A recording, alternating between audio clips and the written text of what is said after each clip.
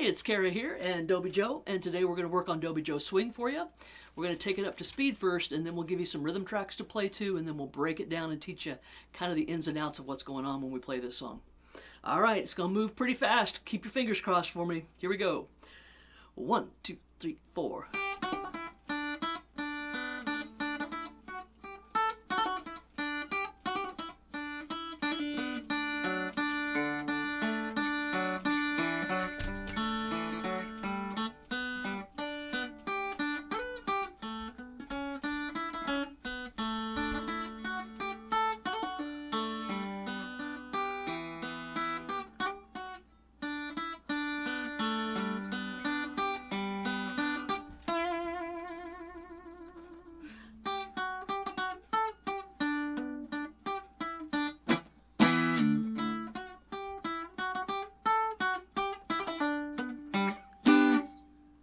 All right, that's a little rough and rowdy, but you get the idea. All right, let's go ahead and play some rhythm part for you up to speed. This is the rhythm part you're going to work on. Here in a little bit, we'll break it down, but this is it up to speed. Here we go, rhythm. We're doing a boom, chop sound to this, okay? 1, 2, 3, 4, G, E minor, D, G, E minor, D, E minor, C, G, A, D, D7, G, E minor, D,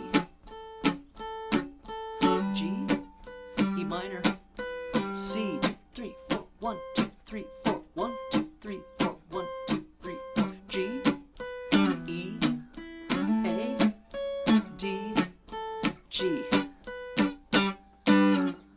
All right, we're buzzing through it. That's what you're gonna have to practice for your rhythm. Let's get the guitar out next so you can practice along with it. And then we're gonna take all this and we're gonna slow it down, so don't worry, okay? I'm not gonna expect you to learn it this fast. All right, here's a neat rhythm that you can practice to whenever you get up to speed on it. Are you ready? Here we go. 1, 2, 3, 4.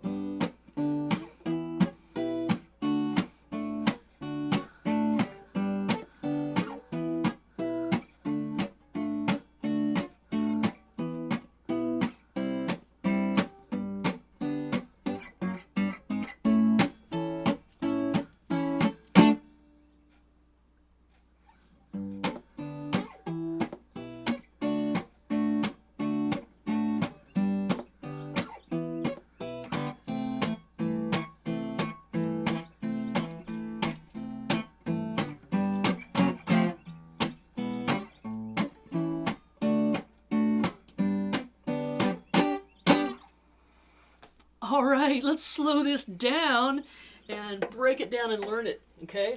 Because that was crazy fast. I'm going to take the metronome out of my ear. I had the metronome set, by the way, at, let's see, it says here, ridiculously fast. That's what it says. This is my neighbor's dog. She's a beagle. This is not Dobie Jo. This is baby girl who lives next door and is frequently found sleeping on my couch. I've got that set at 176. 1, 2, 3, 4, 1, 2, 3, 4. It goes fast, okay? So let's talk about this tablature first, okay? We're going to slow it down, and I'll play it all the way through for you, and then we can break it down even further. So the idea of a swing is that it's got that kind of a swingy sound to it, right? And when you look at this tablature that I've written through this whole book, really, I don't really notate the swinginess of it because it's such a subtle thing. If we played this really straight, this first line would sound like this.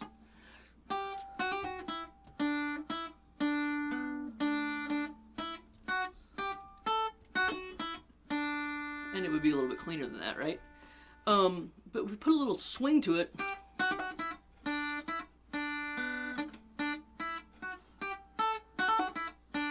okay, let me check my tuning here real quick before we go any further. This is a brand new harmony dulcimer, very first kind of its kind. This is a the very first New Harmony Command Performance SS meaning short scale. And just so you know, it's a Sitka top, burl walnut back and sides. I'm very proud of this. Rick and Rob knocked it out of the park on this one. All right, so once again, let's just take this really slow, and I'll play the whole song for you, and then we'll break it down, okay? 1, 2, 3, 4.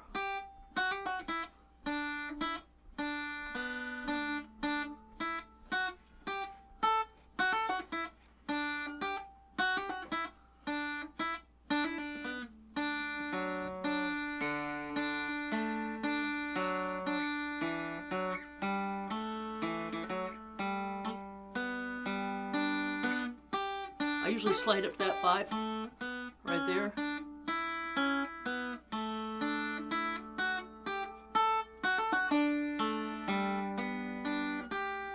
We're going to take it a lot slower than this here. See? Second. When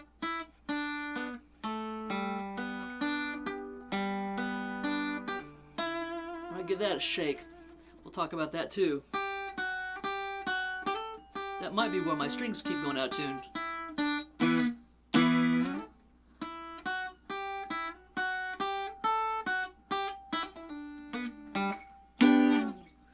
I imagine that probably is why my strings keep going out of tune. It's not necessarily just because this is a fairly brand new dulcimer. It hasn't been played out a whole lot. And by played out, I mean played in.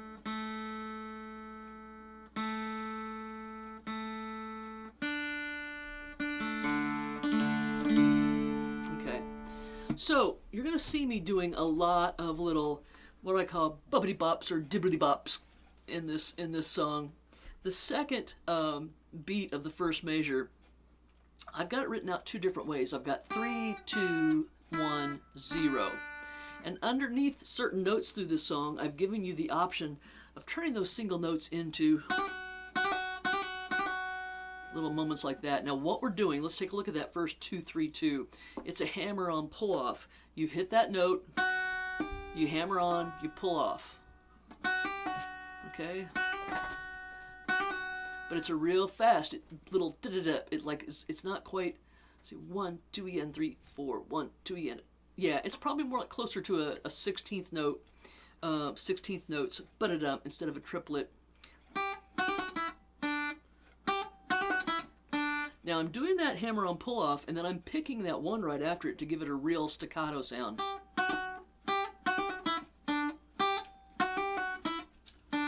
Okay. So that first line,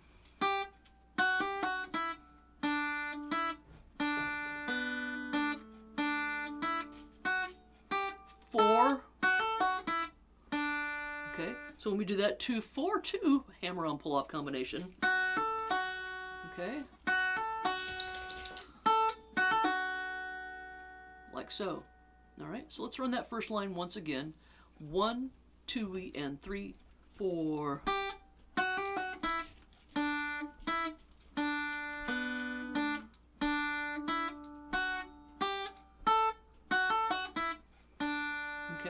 You're going to see me doing a number of things throughout this whole book series, this Django series.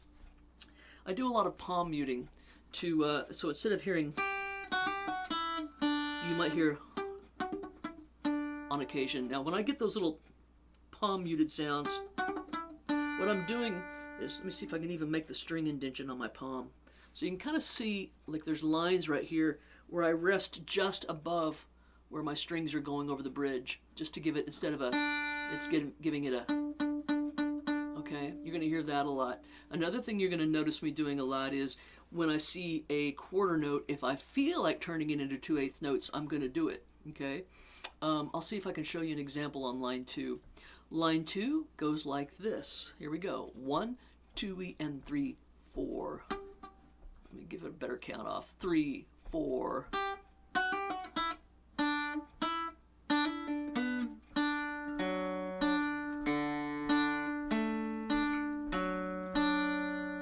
Now what I might do,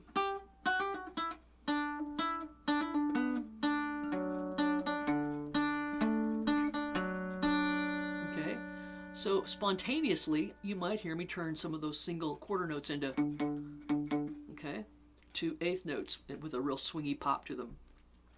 All right, so we have two hammer-on pull-off combinations. We have the same 2-3-2, which is identical to the first measure. And then on the second measure, we've got a 0-1-0 hammer-on pull-off. Like that. So it's...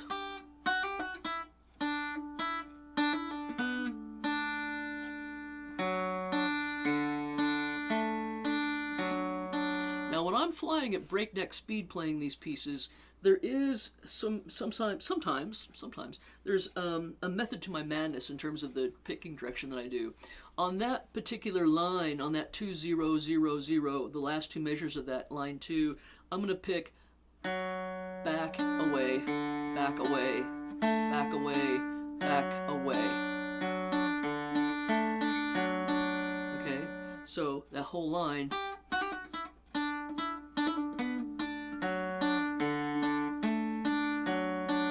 Okay, all right, line 3, pretty simple.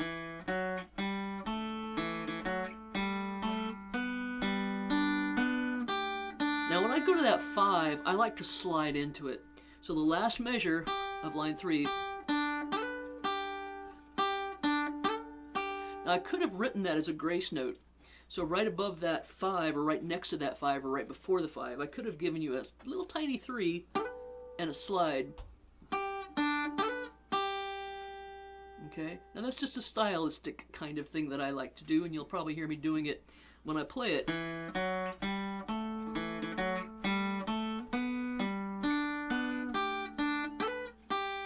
Okay, line 4.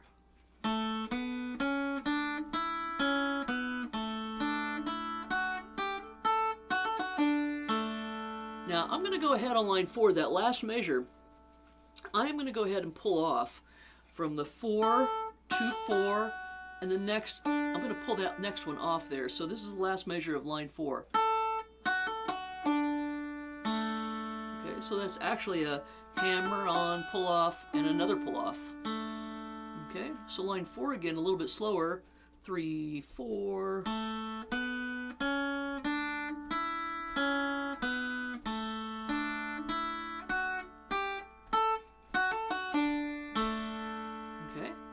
When I go to line 5, I'm going to use my pointer finger on my bass string and my ring finger on my middle string and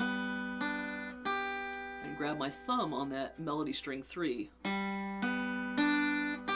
if I can give you a different angle, you can see it. So there's my inverted G chord, and then my thumb goes here, and then I've got my middle ring and pinky on my 1s,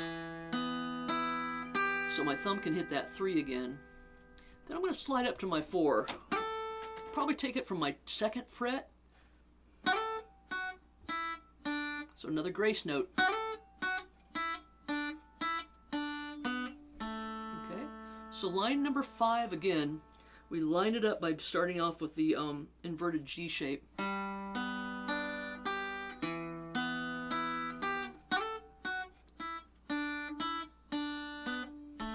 once again, that could easily become, if I decide to double up my quarter notes.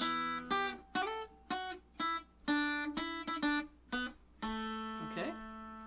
Alright, line 6. Those little moments are up to you. Once you start swinging on this, it's hard to tell what's going to come off of your fingers. Line 6.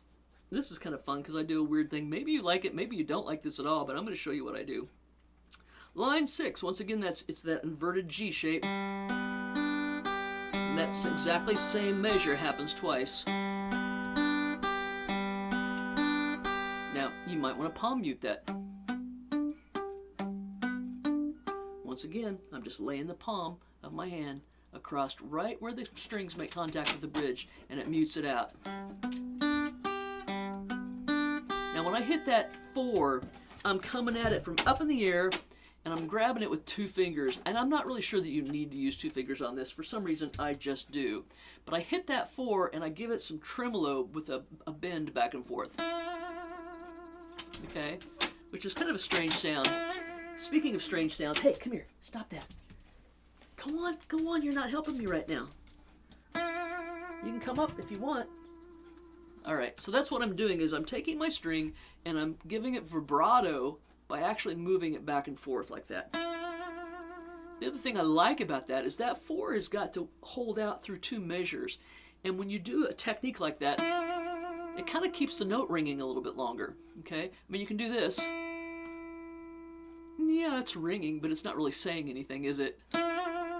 That's making a statement. I'm not sure exactly what statement it's making, but anyway, it's kind of a goofy thing to do, and I figure since it's the Dobie Jo Swing named after my beagle that we might as well give it a little bit of beagle sass. Put a little beagle on that string, okay? We come out of that measure on 6. The last measure is, okay? Once again, when I go to line 7, I see that 4, and I'm probably going to slide into him. I'm going to make that a fast slide from my 2 to my 4. Again, that would be like a grace note. Okay, it just gives it a little sass. Okay. Okay, so let's talk about line 7 in greater detail. I'm going to slide into my 4. 1, 2, 3, 4, 1, 2, 3, 4, 1, 2, and 3, 4. Now I'm going to chop those chords instead of letting go like that. I'm going to go. Now I'm doing that with my hand. I'm also doing it with this hand. All right, let's talk about that for a minute, because we've got to talk about that in a second when we talk about our chords. A boom chop in bluegrass music, you hit the chord and then you let up on the chord. So I'm pushing down when I want it to ring the chord out for me, and I'm letting up on my strings when I want the ringing to stop. Okay? So now if you want to give it a double dose of muting it, you do that with your hand, pop, pop, and then you also mute it down here. Okay? All right, so line 7 again.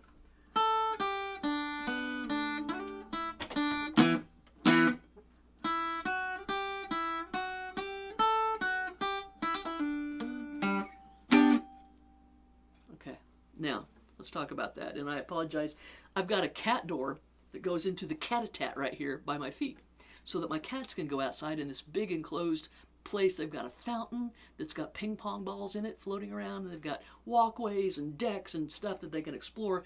And the smaller beagle that belongs to my neighbor, like I said, she can fit through there, and that's what she's thinking about doing right now. So she's kind of messing with the door on me. All right, this is my life, folks. Welcome to it. All right, line 7 into line 8 slowly. Okay, 1, 2, 3, 4.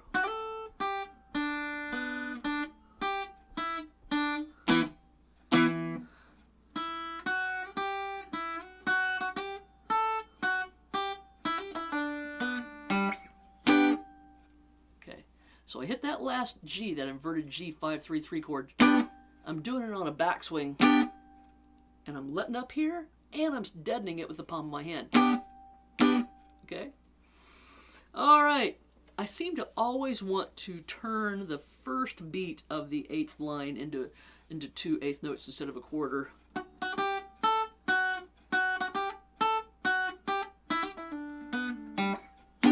Okay?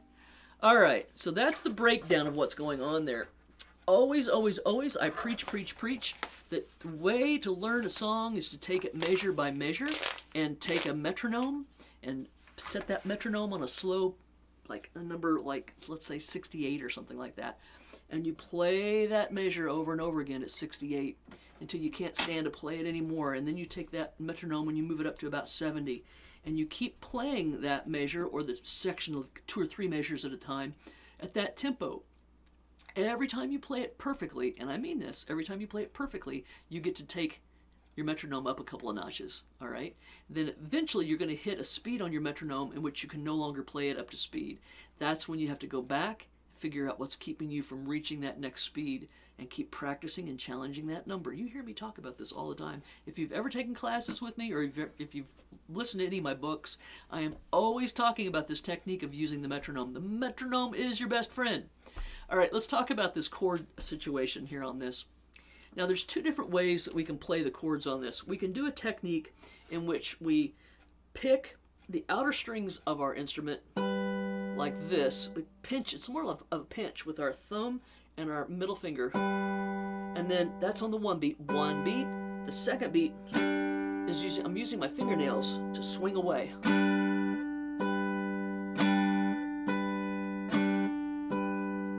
that, okay? And the count on this is 1, 2, 3, 4. 1, 2, 3, 4. Now, if you want to take it a step further, you can take the pinch, and when you do the backward strum with your nails, you can actually land your palm of your hand on your strings, and it totally mutes them out. I'm not used to this new dulcimer. The strings are a little bit different, and it hurts. It hurts when I do this. It might hurt you too. I apologize. But sometimes making good music is a painful thing until it's not. Okay, the other thing that you can do is you can do the same technique I was talking to you about a second ago, where you strum the chord and you lift up and you mute down here at the same time. Okay, if we're going to do that, we're going to go strum, strum, strum, strum, but it's going to sound like this. Strum, strum, strum, strum, strum, strum. Like that. I'm amazed at how different these strings feel from my other new harmony. My fingers are going to be chewed up after I do this. All right, let's run this rhythm for you. And let's run it fairly slow.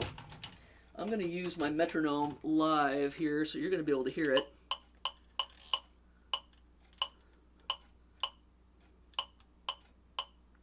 We'll take it at about 120. And we're going to play these suggested chord shapes. Now, when you do this technique, you've got to use closed chords, meaning that you've got a finger on every string. It doesn't work so well with open chords. So like if you did your A chord like a 1-0-1, there's really nothing to deaden that middle string, okay? But if you've got all your fingers on the strings and you release the strings, remember you're going to release those strings and keep contact with them. So you get that sound. You're not going to get that sound. You're going to get like that, okay? All right, let's run this rhythm for you real quick. 1, 2, 3, 4, G, E minor, D, D, G, E minor, D, D, E minor, C. I like to slide my chords too. 2, 3, 4, 1, 2, 3, 4, A.